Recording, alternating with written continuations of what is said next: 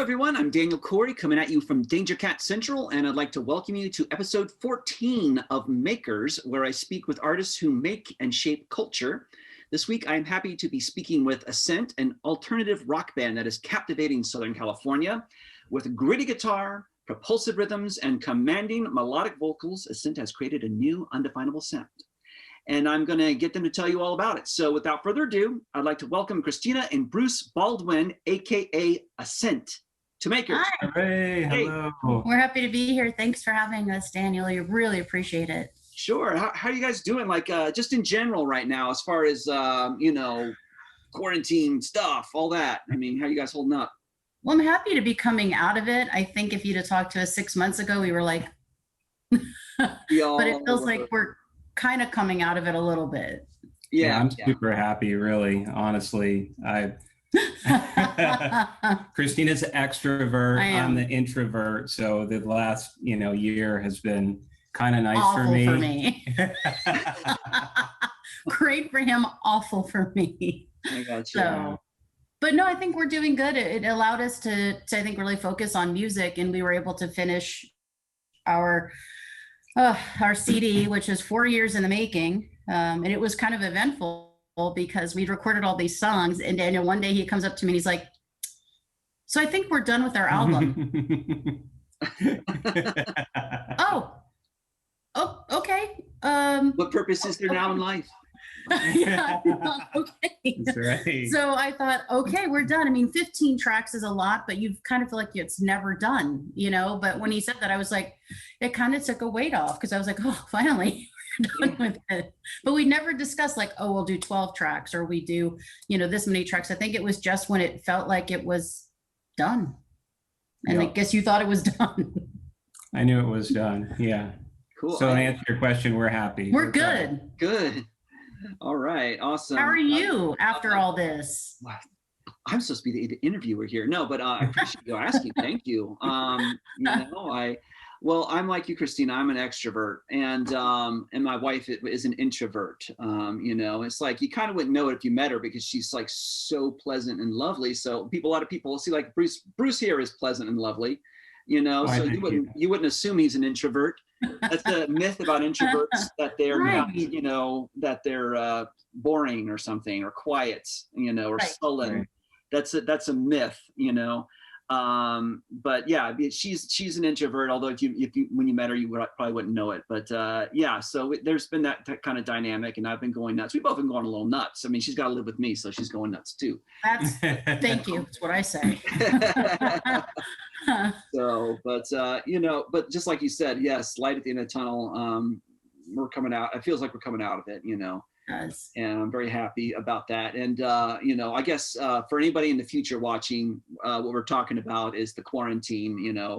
This is May, right? We're recording this on May 13th of 2021. So yeah, everybody's kind of getting vaccinated now, and the world is trying to get back to it. So yeah. Clawing our ways back. Check your history books, future people. It's a big deal. Future people. Yeah. You'll find out what we mean. All right. Yeah. Well, I want to jump in and ask you the first proper question of the show here, which is the first question I ask all of my guests of the show. What sort of art do you make, and what do you think is your role in shaping culture at large? I think we both have to answer this one, because I'm not going to let you answer for me. All right, go for it. We make music, dark, hard rock, and I feel like, our place, and I'm not saying this is entirely unique, but I feel like our place is to share observations, personal insight, and hopefully touch people, move people, reach people, and give them somewhere that they can take refuge in. A song is a beautiful place to do that. An album is a beautiful place to do that.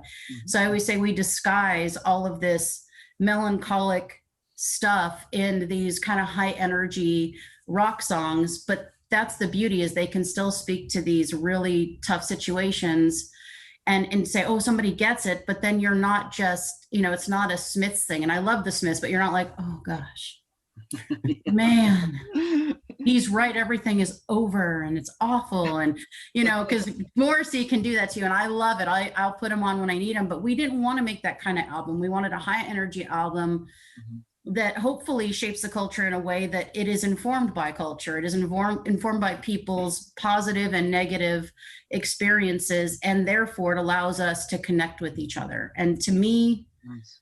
There's nothing more beautiful and no better way to shape a culture than that. Nice. Wow. I don't know that I could, you know, add to that, but I would say ditto. And then in addition to that, I think how we shape the culture, hopefully, is we show that rock is not dead, number one. Yeah. Secondly, we're unusual in the sense that, you know, I'm a one-man band and she's the singer. And that includes when we're on stage, but we don't do things like use pre-recorded tracks. We don't do anything that's not live. Yet we sound like a full band thanks to the wonders of technology. So I think we bring something new, use the live looping a little bit different than other acts do. And I think hopefully, you know, I've seen a lot of people at our shows that are like, what did we just watch? We don't know what just happened. And they have a lot of questions, and I love that. So I feel like we make an impact on people through that, and we also make an impact through the recorded music. I think it's we make an impact on people who see us live because we're different, and if that gets people interested in what they can do with technology on stage and what they can do by themselves if they put their mind to it, then I love that impact, and I'm always super happy when we have that impact. So I think that's part of how we are shaping people. Well, I think he makes a really good point, because one of the things I hear from a lot of artists is, oh, well, I don't have a bassist, I don't have a guitarist, I don't have a drummer, so I can't play. Well, we kind of laugh in the face of that because we only had a drummer, and now he's our guitarist, and now he's our bassist. You know, so you can make it work without having all the players. So people won't allow that to hold them back. Once they see us, they go, wait, if they can do that, I can do it too. Hopefully there's some empowerment in that. Even though he's a magician, you can do the same thing too. It just takes practice and equipment. Okay, all right. So you said you had the drummer who became the bassist now. Did you guys have an arrangement before where Bruce was just the drummer, like in another band, and then this formed out of that? Yeah, so it's gonna say how long we've been making music, but in 1998, a while ago, I auditioned for the band that he was in at the time. And the story goes is it was my first and only audition. I'd never auditioned before, but I knew I wanted to be a singer in a band, so I decided to put up or shut up. And I auditioned for the band, which was a 5-piece band at the time once I was added to it. So we had bass, guitar, drums, and keyboards at the time. And then you added me to it. And that name of that band was Immersed. That was a long time ago. Long gone. So then we were a 3-piece for a while where it was just guitar, and then we had keyboards and me, and that was for a while. And then we were an acoustic duo for a long while. And then we were like, we don't want to just do acoustic stuff, because Bruce is an accomplished composer. He can write symphonic music and everything. So it felt very limiting to have him just do that. So then we continued to build, and then he had this crazy idea, like 9 years ago or something, and he said, what if I played everything? And I said, okay. What? Okay. So he plays everything. Well, the truth is I was already doing that on record. We were making recordings where, you know, I was recording all the parts, and honestly, I've done that really my whole adult life almost. As soon as I could get my hands on a 4-track, you know, I was like, okay, well, that's why I got to be a better player, was I want to record these songs that I'm writing and make them sound better. So we were making the record, but we couldn't duplicate it live on until stage. We got this live looping idea, and it kind of took shape from there. Oh, nice. Oh, that's very cool. Yeah, so like my next question was going to ask about kind of how you guys met, but I think we kind of covered that. But I will make an observation. You're my third rock duo that I've had on Makers. Nice. First, wait a minute. Fourth. Yeah. No, can't count. Let's see here. Wow. But no, it's I had Alex and Dennis of Bat Farm. Oh, you're amazing. And I had Andy and Marie, my friends of the Key of F. They're on. Oh, I love them. They're so good. Oh, cool. You heard them. Awesome. Very cool. Oh, we met Andy when we had pictures taken with Alex. Oh, nice. How could you not love that sweet soul? Oh, she's wonderful. I've known her for as long as you guys have known each other. I've known Andy. Yeah. We used to work together in Florida and stuff. But and then I had Beta Radio on's Americana duo. Oh, nice. Yes. Yeah. Familiar with Beta Radio because I do a podcast that does indie music too. So I'm always listening to music. Oh yeah, nice. Yeah, no, yeah, I love those guys. It's really I contacted them. I actually nagged them on Instagram. I just like, go on my show. Come on, you want it. It's gonna be great. I actually wrote those words. And I said, fine, yeah, sure. And they were lovely and wonderful. I was very happy to have them. But of all of those groups, you are the first married couple. So yeah. So it sounds like you met musically. We're working together professionally first, and then the romance blossomed. Yeah, it was my fault.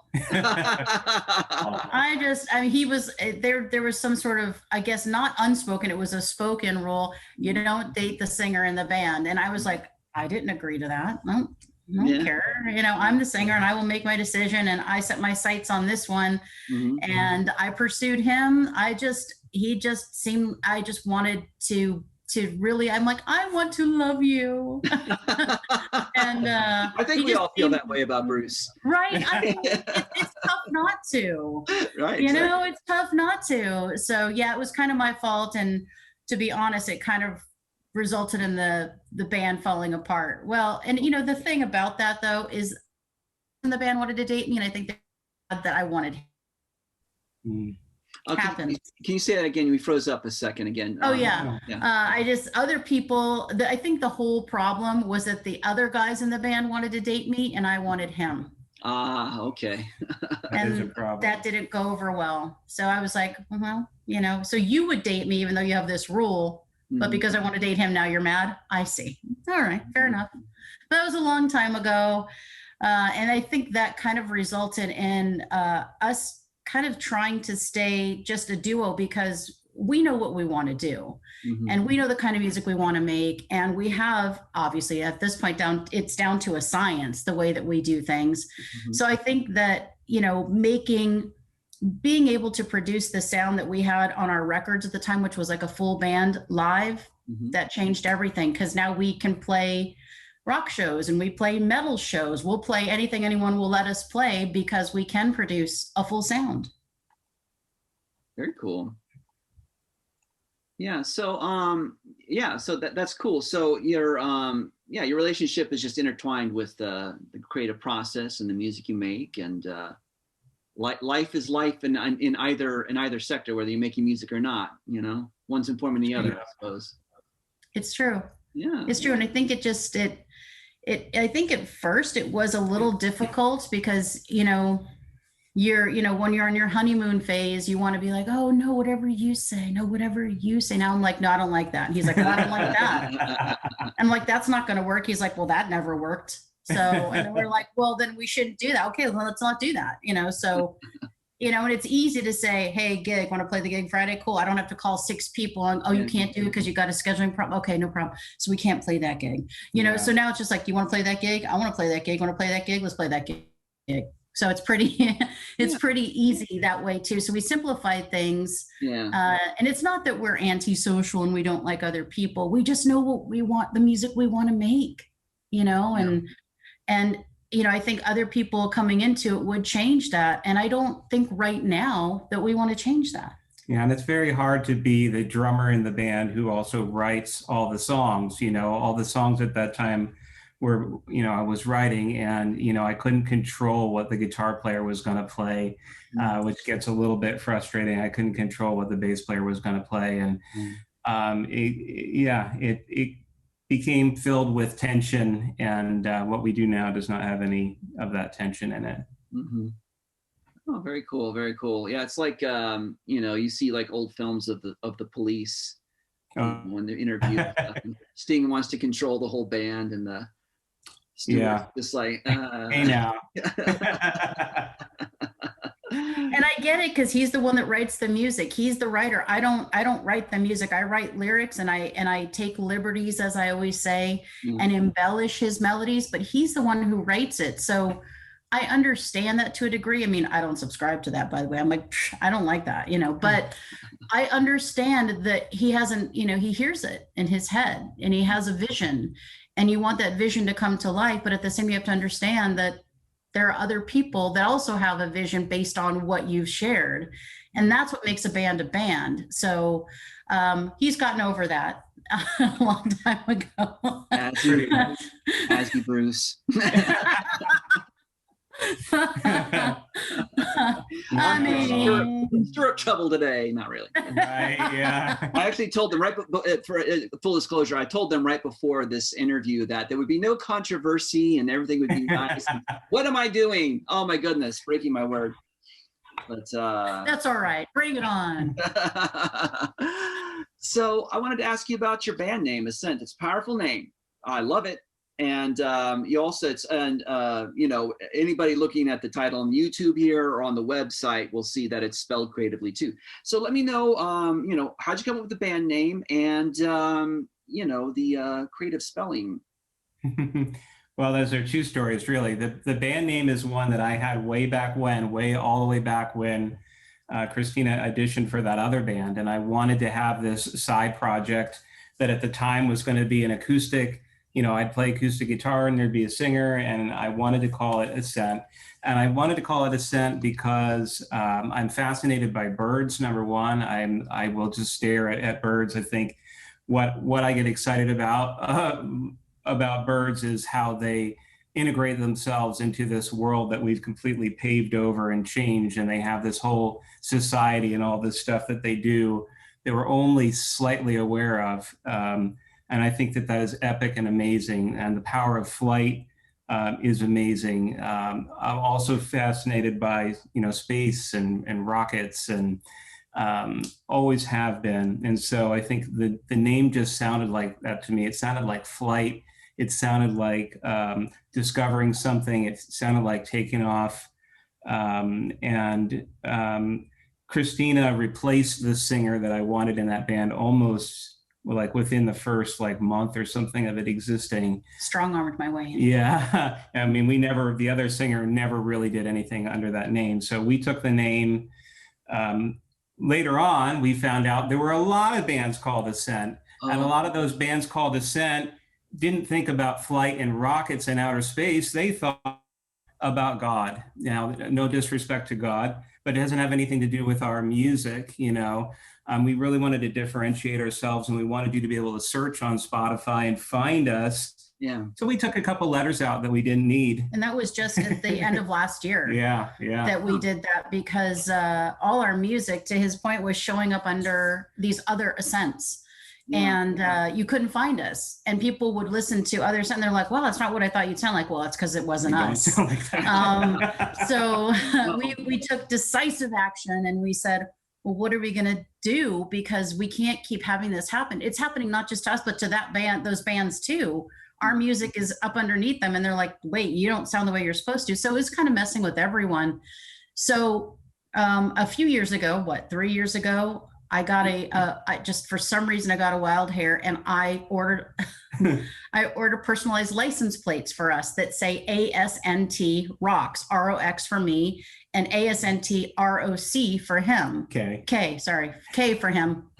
And so for some reason, we were talking about how frustrating this was that we were under other bands. I said, why don't we just call ourselves ASNT? It's still ASNT.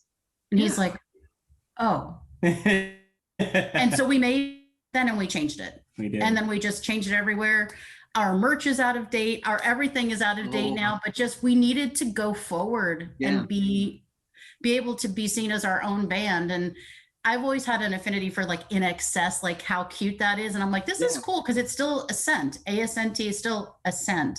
Yeah. So that's how our band name came about. It was his brainchild. And it also kind of serves a couple purposes, because the way we see it, and we're working on a logo right now to represent it, is our bird is basically represented by kind of a mechanical bird, if you will, parts organic and part machine. And so he's part machine, the part that's machine, and I'm the part that's organic. Mm-hmm. So that's kind of how we see ASNT as kind of like a wind-up bird, if you think about it, you know. So it's got these parts, but our bird has part organic parts. So we both have a fascination with birds, thank goodness. And I just, that's where our name, we ended up removing a few vowels from our name. Oh, cool.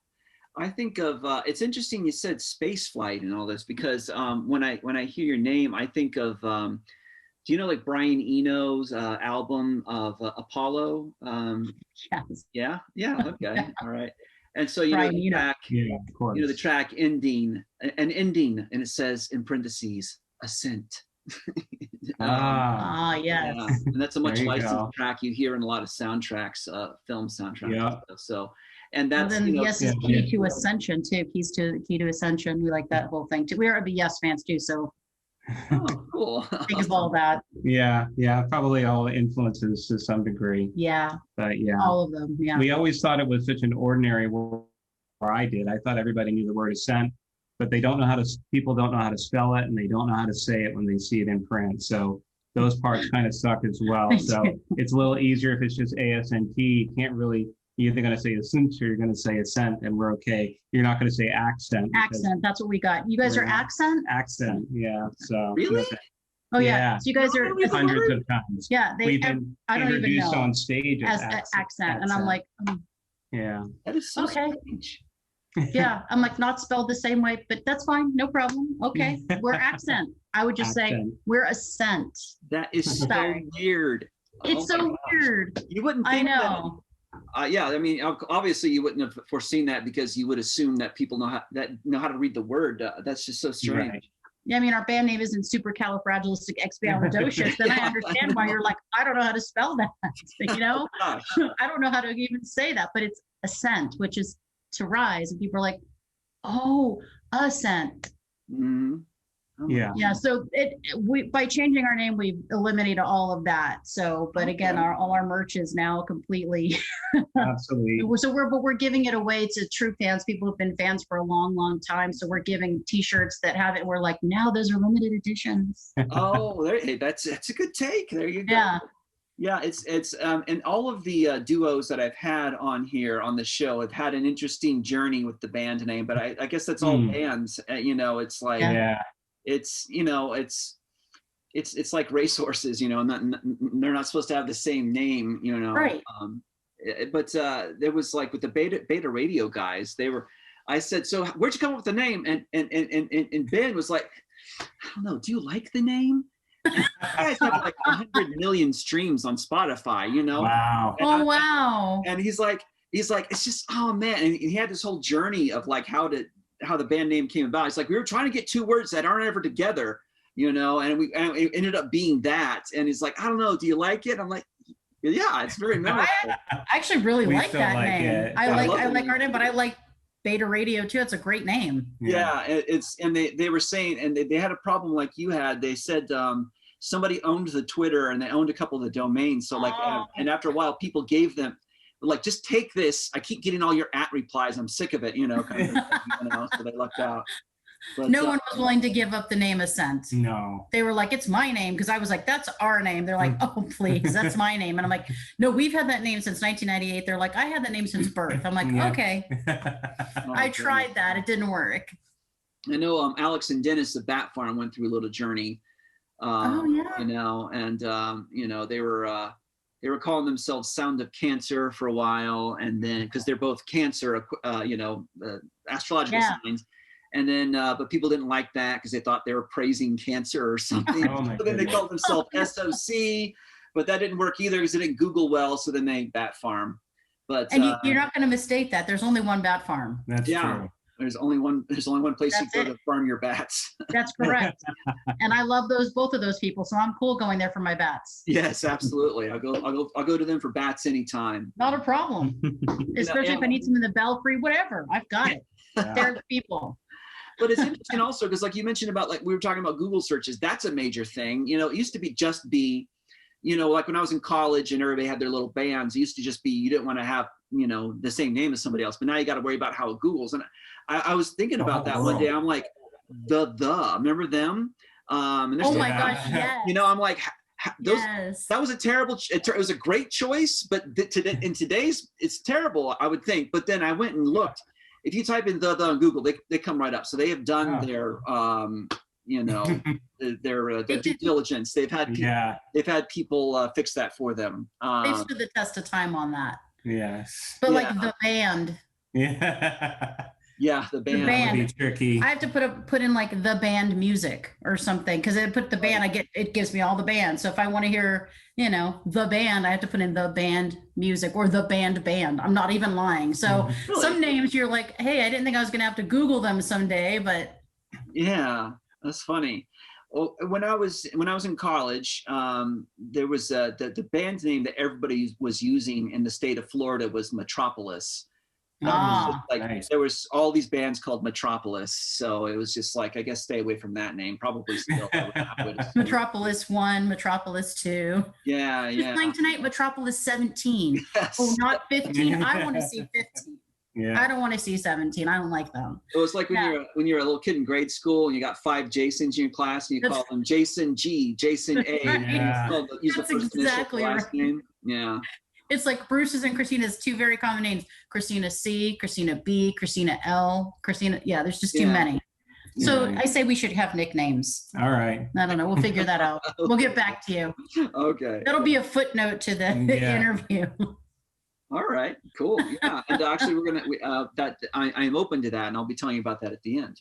Oh. But I got some more questions. Great. So we talked a little bit about how the songwriting duties fall between you guys. So it sounds like you have a very good collaborative process with Bruce composing the music and Christina doing the lyrics and kind of building on the melodies. Do you have a story about the most unusual way that you've written a song? And, you know, how did you have one just kind of come out of the air? And I mean, obviously, yeah, the answer is yes. But if there's a particular one that you like in your mind. I have an unusual songwriting process. So about half the songs, and exactly half on our new album, Christina wrote the lyrics and the other half I wrote the lyrics. So they come about in different ways, but I have a really weird process that I've had for maybe 4 or 5 years or so. I'm a cyclist. I go out on these long road bike rides, you know, a few hours, and I go by myself because that's just my personality. We already talked about that. We already had that discussion. I'm a bit of a lone wolf.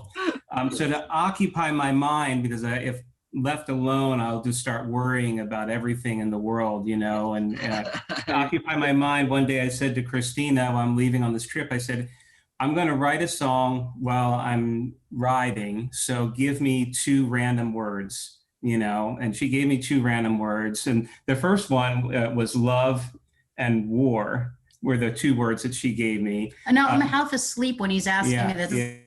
6 on a Saturday, and I'm like, I'm not working, I'm out, right? And so Yeah. he's like, I'm leaving now. I'm like, okay. And he's like, give me 2 words. I'm like, that's what's happening. And the words have gotten stranger over the years, but that song, which I took those, you, buddy.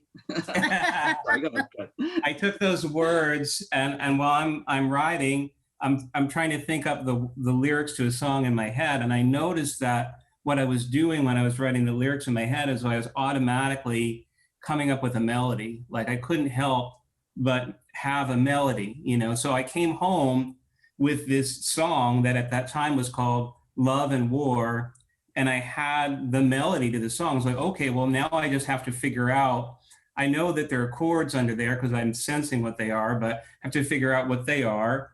And that was pretty easy. So then it was just to arrange the song. And that song got renamed because Love and War was a little too generic, according to her, who really gave me those words, but it got renamed Divergence. It's on our album. But I've written a lot of songs that way now. And I will take my phone and I'll sing into the phone the melody, and I will take the words down, and I'll come home with these either fragments of songs or whole songs. So a bunch of the songs on the album were written that way. He's a much better songwriter than I don't do that. I'm lucky I can formulate sentences like when I'm sitting down thinking about it. And you couldn't give me a couple of words and me do that. That's just not how I work. The way that I write lyrics is I usually see something. If I'm observing something, like some of my songs are about suicide, because one of my friends, very dear friends, was very suicidal and I was trying to help that person out of it. Another one's about domestic violence because my friend was in a domestic violent situation. So I like to do it based on observation and to be inspired to do it. I'm more of I want to be inspired by something either positive or negative. And if I don't do it in one setting, I usually won't finish it. I have lots of fragments of songs. So I have a very weird, different process. It usually happens about 3 a.m. in the morning when I can't sleep, and I'll have a line. Sometimes if I'm not inspired by anything, I'll be inspired by a line that I write down. I'm like, oh, that's a cool line. And I'll just go with it. That's how In Summation came about. It's a very weird song that's all over the place, but it started with a line. So it's not inspired by anything except a line that I came up with. And I was like, that line, I got to keep going. So it's very different processes. And I never start with music because I don't write music. Sometimes he'll start with music and he'll marry his music with my lyrics, or sometimes I'll give him lyrics and then song around those lyrics. So, I mean, it's so many different ways that it happens. But I think the coolest part is that he's very aware of the fact that I want to contribute. I feel like I don't contribute that much, right? Because he plays all the instruments and everything, and he does all the recording. You're important too.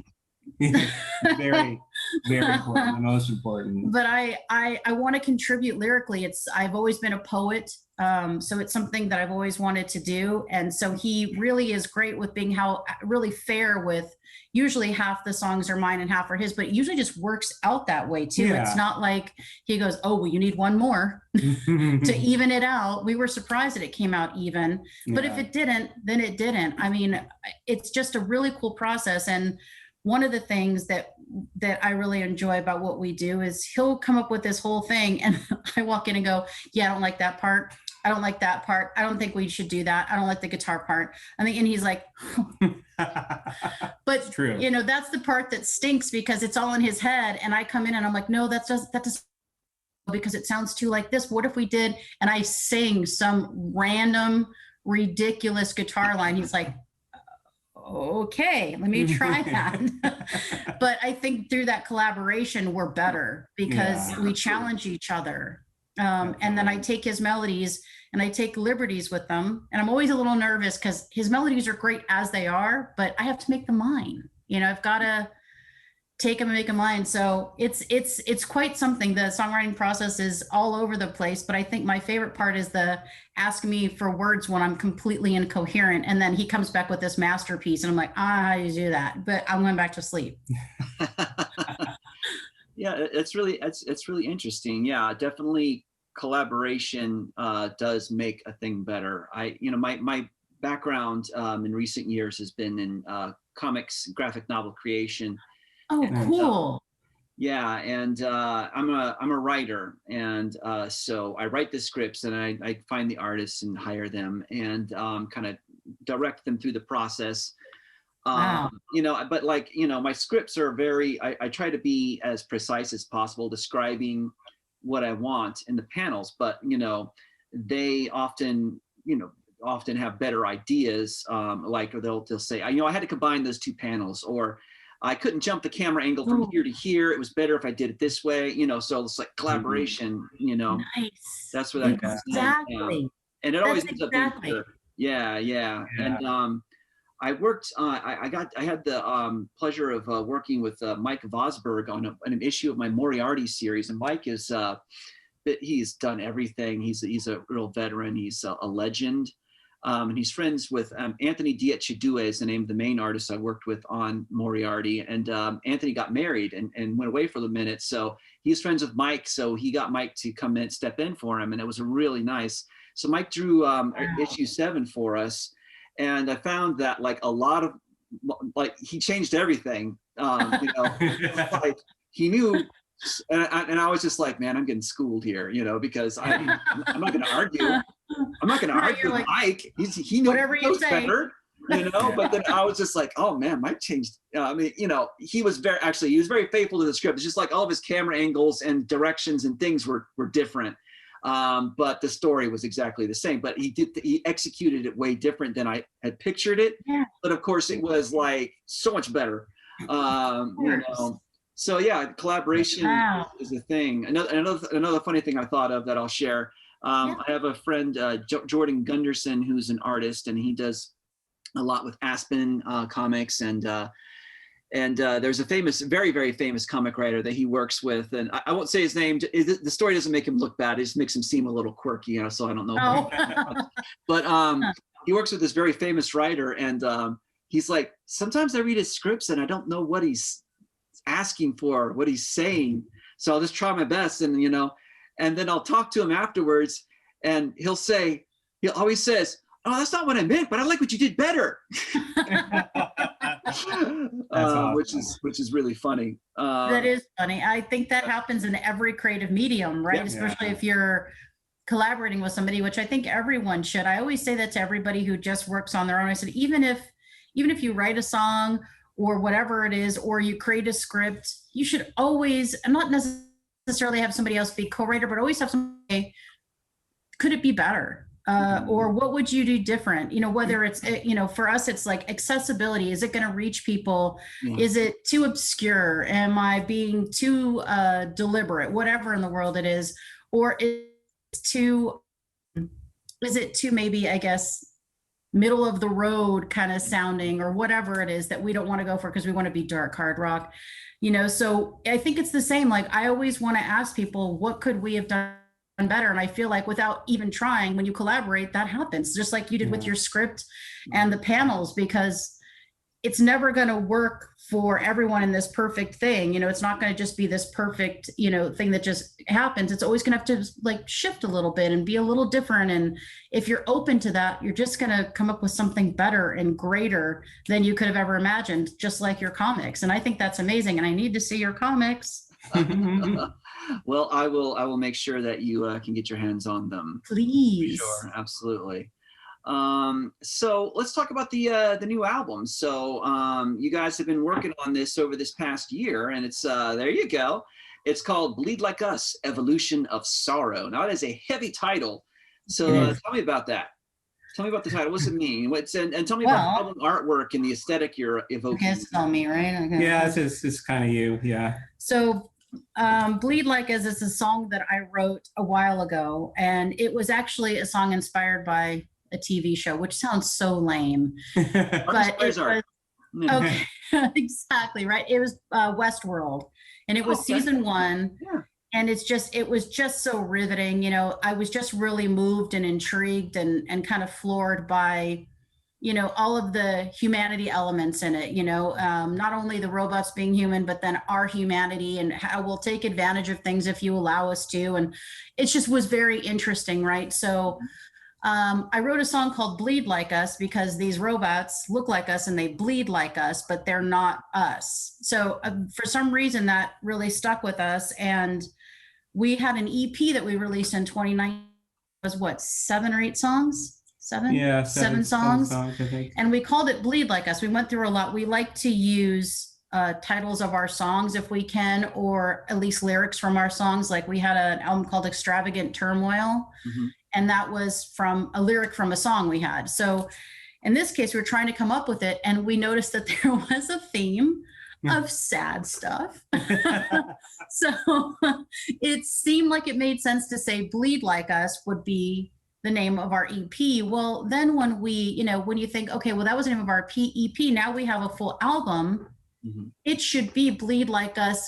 Now it's the entire thing, right? So the evolution of sorrow made sense because it started in one place that was kind of sad and ends in a complete other place.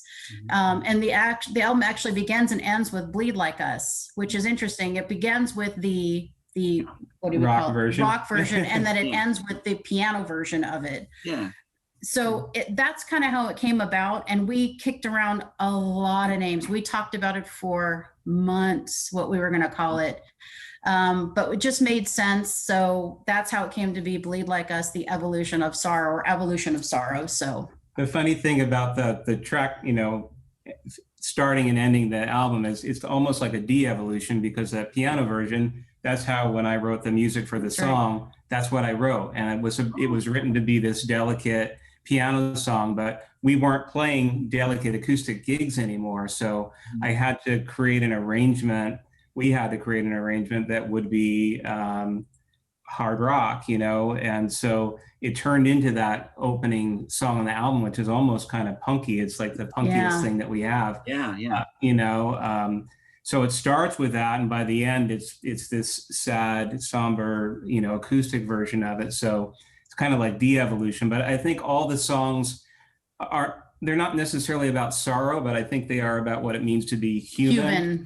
Which is what certainly Westworld touches on, and I think all the songs touch on this idea of being human is you're going to suffer a little bit, and I think weird things are going to happen to you. There's a lot of suffering in this album, but again, it's the human condition. I mean, there's a lot of suffering, and when you look around the world, while there's a lot of beautiful things, it's easier to write about dark things, I've found, at least for me.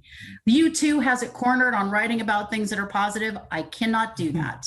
I'm much better writing about dark, sad things. The words come easily. So I think that's part of it. And you asked about the design. So the design is mine.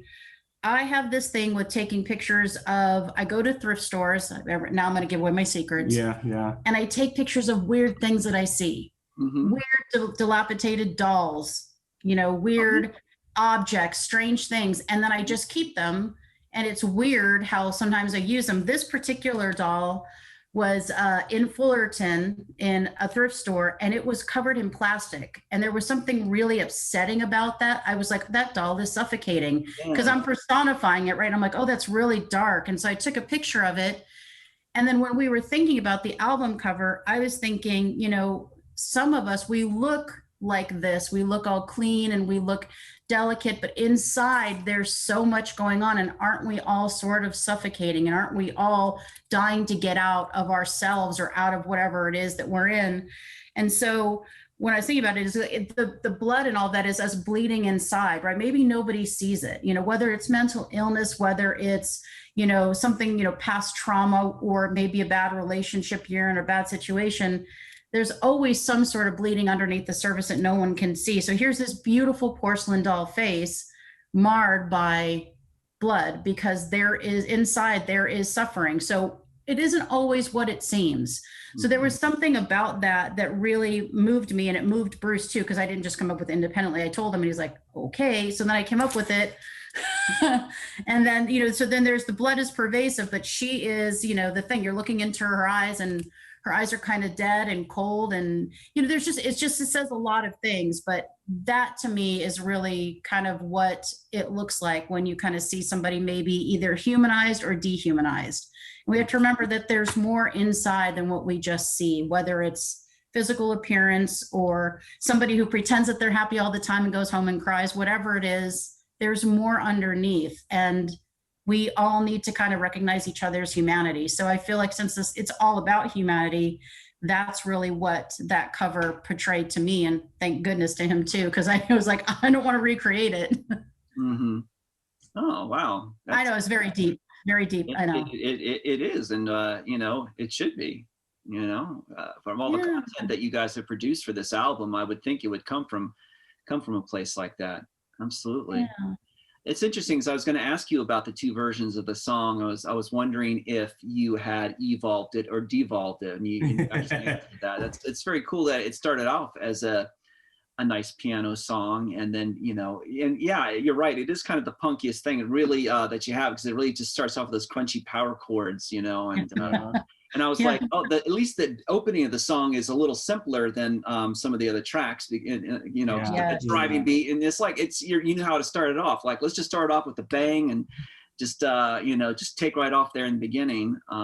Definitely accomplishes that. Yeah. So it is very cool that you can bookend the album with that song and have two completely drastically different versions of it. And I like them both. And the piano, the version with the piano is just so nice at the end, because it's even though there's some sadness inherent in the song, it still gives you this feeling comfort, because the music's beautiful, but it also, you just can kind of like be like, oh, somebody else feels sad too. And Yes. sometimes songs don't have to give solutions. They can just give you a shared feeling, and you can have comfort in that, I think. That's the goal, because I may not be able to make you feel better, but at least I can make you feel like you're not alone. Yeah, And that's the key. Yeah. There's something about the shared experience there, Yes. I mean, how many times in the world has somebody stopped and said, somebody else feels that way, I feel validated, and they can, Absolutely. Absolutely. Or you cry to a song because they're saying exactly what's in your heart, or they're saying exactly what you've always wanted somebody to say to you, or whatever it is. You go, oh my God, this song did it for me. And even though it's not fixing anything or changing any circumstance, for that moment, you're not alone. And for that moment, somebody gets you, and that makes all the difference. Yeah. Wow. Yeah, and I'm a really big U2 fan, so they're my favorite. They're my favorite. Okay. They're my favorite. Awesome. Yes, they're my absolute favorite. And I wish I could be that positive. Their positivity just, I love it. I don't have that in me to write like that, but their positivity is just amazing. Yeah. And I can't imagine the lives they changed with that music. They changed mine. Mm-hmm. Yeah, me too. Absolutely. Very cool. Yeah, it's always nice. That's another thing, was just like when you both like the same artist, there's like a shared experience there that makes you feel good about that. But that's just a human thing. We wanna bond, We do. We do. I mean, I want to spend hours talking to you about U2 albums now and be like, when they did that song, does it not, if you play it now, doesn't it just level you? Doesn't matter, right? I mean, like, I want to have those discussions because of how impactful the music is, Absolutely. And it's a huge source of bonding, because music is really that universal language. Everybody likes some kind of music. Mm-hmm. So, I mean, everyone may not like math, or they may not like movies, but everybody likes some music. Yep, that's right. Absolutely.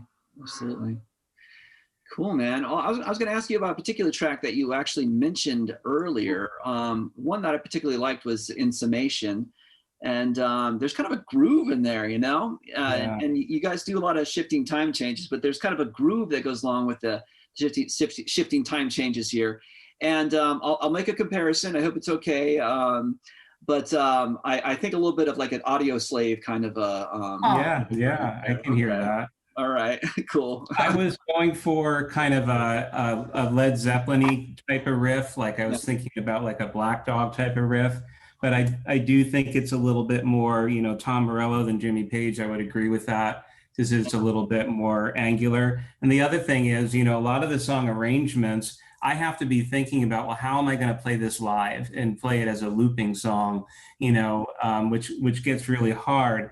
And a lot of the songs on stage, I play bass pedals with my feet to play the bass, but I don't want to do that on every song. So this riff played with an octaver, and then layered with a higher octave as well. It's just really, really thick, and it is kind of that. It's kind of dirty. Kind of that Tom Morello kind of sound a little bit too. So I'm glad that you heard that, and it has a groove, because again, Led Zeppelin had a major groove. Yes.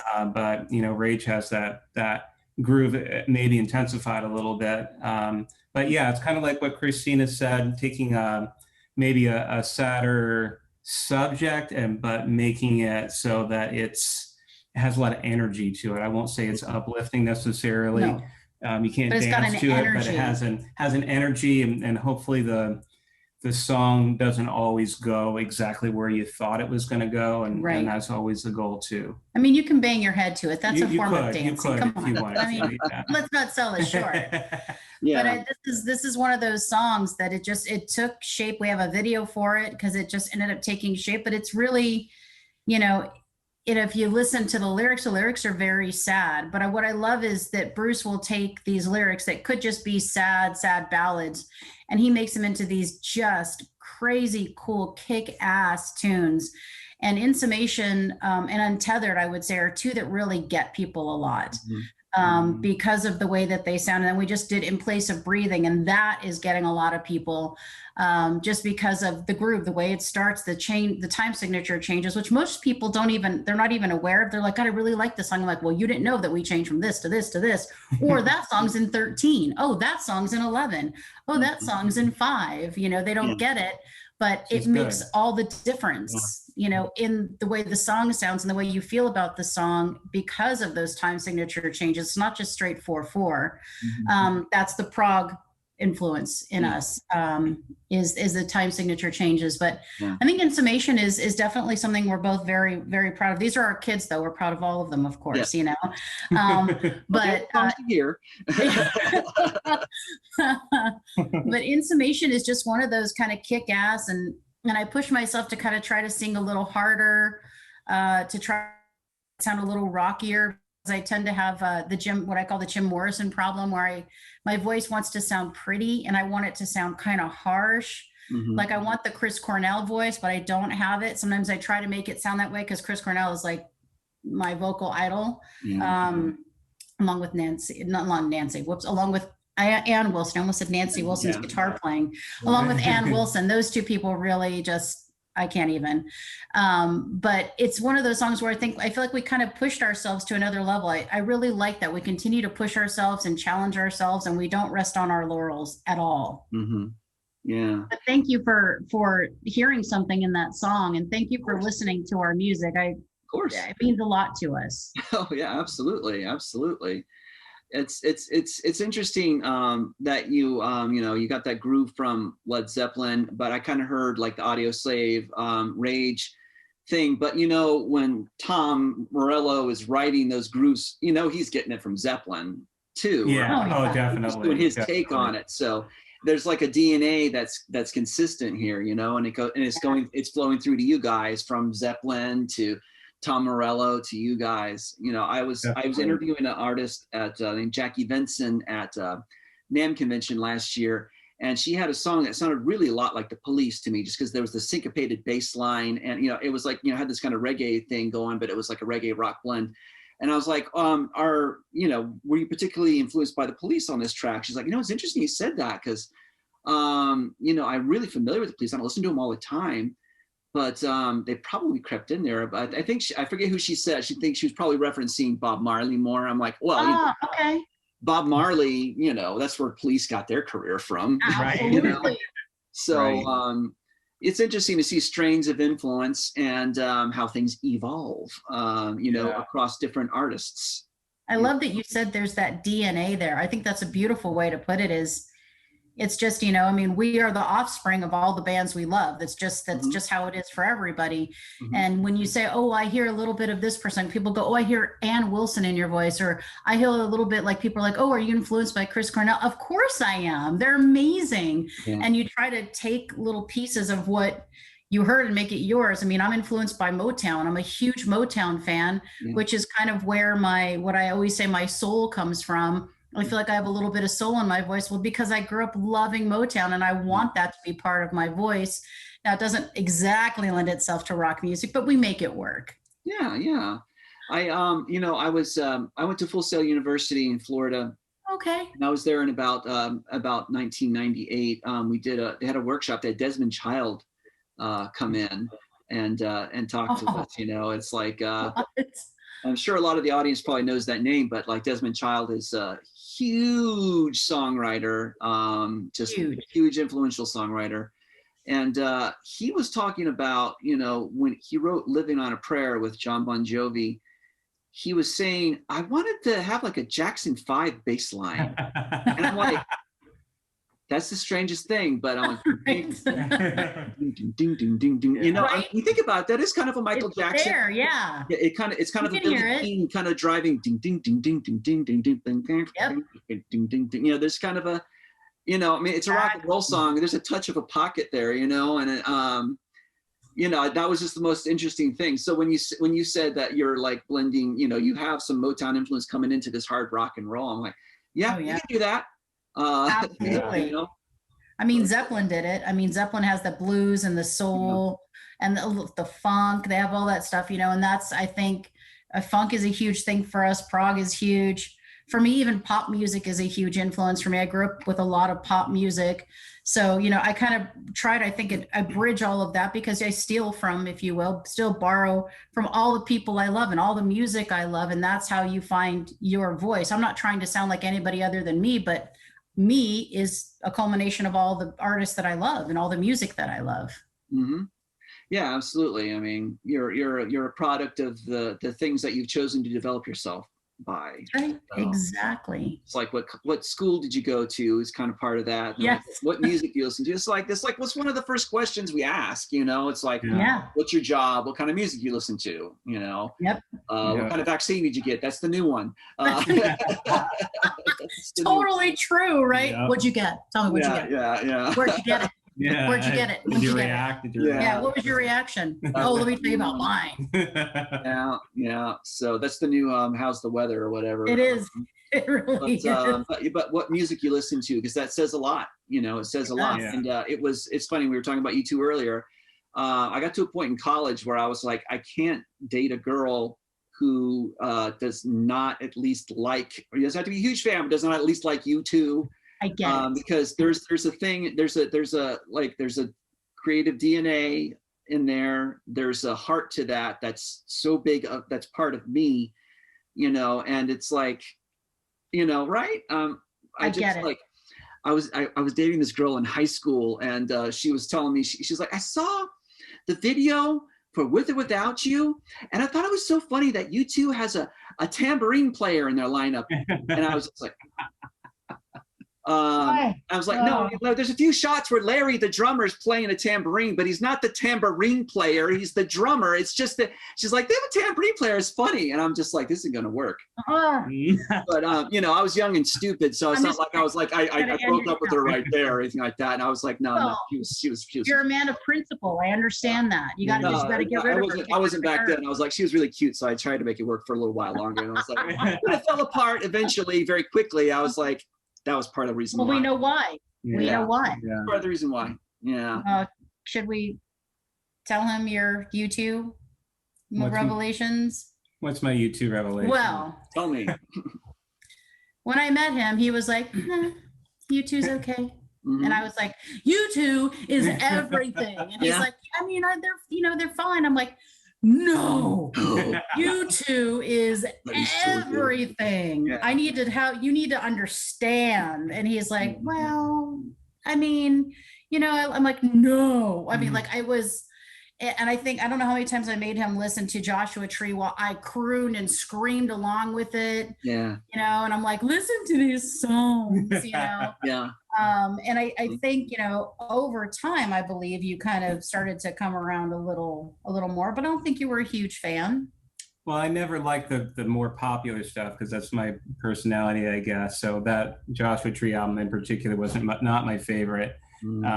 Yeah, I know. But we saw a lot of U2 shows together, starting from way back when. Well, I mean, not in their career, I guess, but no. Starting in like 2001.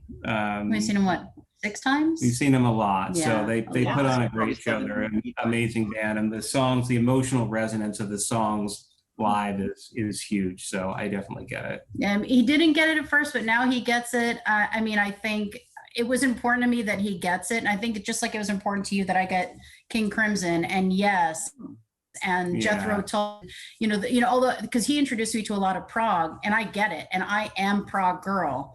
But if I didn't get it, I think it would be tough because that's his heart, you know? Yeah. So it's the same thing with U2. And I also made him kind of fall in love with Melissa Etheridge because she's a huge influence to me too. And I'm like, you've got to listen to her music. And he's like, okay. And so we've been, know how many Melissa Etheridge concerts, and he gets it. But there's some bands there's some bands we don't like that are, I'm like, I don't like that. He's like, well, I don't like yours. But the bands that mean something to you like that, you kind of have to have them with you a little bit.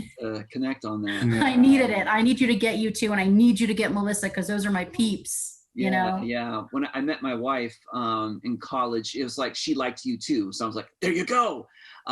She didn't like listen to them obsessively all the time like me though. So, but when we were dating, and I was playing the albums all the time, that she really got into it. She's like, oh yeah, now, yeah, she's like, I'm there with you right now. You know, I get it. It wasn't that hard to, you know, she just needed a little more time with them.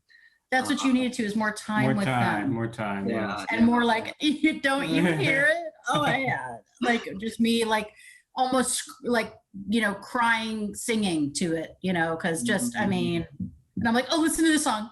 I think we were decorating for Christmas or something. And they just kept playing it. And he's like, okay, I get it. You really, really like this band and you love this album. Got it. Perfect. Okay. It's a good album. I'm sorry. It's funny. I'll tell you guys more about this later, but I've actually had the opportunity to meet and talk to 2 different YouTube producers. So I met Daniel Lenoir, and I went and watched his band a million times, and I've interviewed him actually a couple times, which is pretty great. And I did a kind of a Zoom masterclass with Steve Lillywhite a while back, and he is crazy. He's got all kinds of stories. It's fantastic. I'll tell you all about it another time. But he had 1,012,012 U2 stories. But you know, I've had several people on the show that have had U2 stories about meeting them, and they've all been 100% positive. Nice. I can't imagine they wouldn't. I can't imagine. And I think Bono gets a bad rap. That's a whole other conversation. But I think Bono's amazing. I want to be the kind of front woman he is, front man with his causes and speaking out. I know I'm not there, but if I ever get there, or if I was destined to be there, I would want to be like that. Yeah. I'd want to use my voice for good. I'd want to say things are not okay.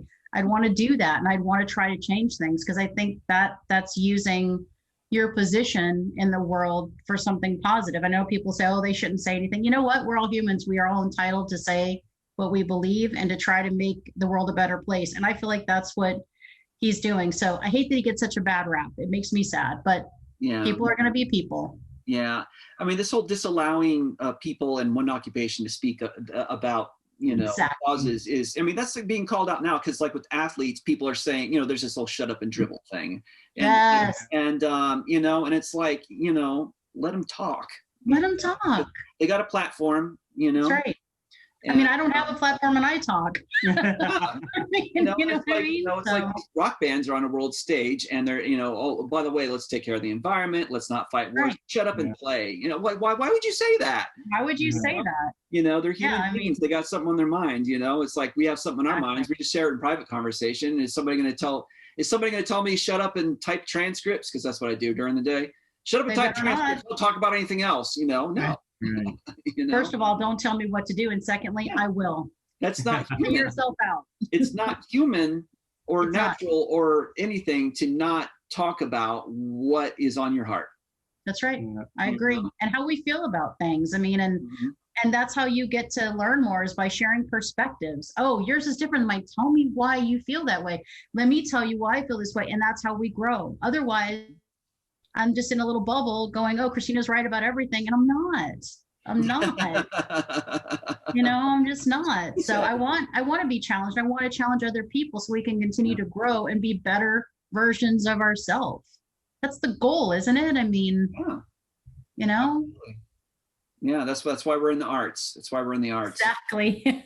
It was There was a show I was working on the other day. I like I said, I do, during the day I do news transcription for broadcast news, and I don't want to be too specific about company stuff because I work for a company. But there was a particular broadcast where they were talking about how a particular college was taking like humanities. They weren't offering it as a major anymore. And one of the people in the commentary board was saying, we have to have arts education. We cannot have this become a country of techies and hedge funders. Right? You know? Come on, we need diversity.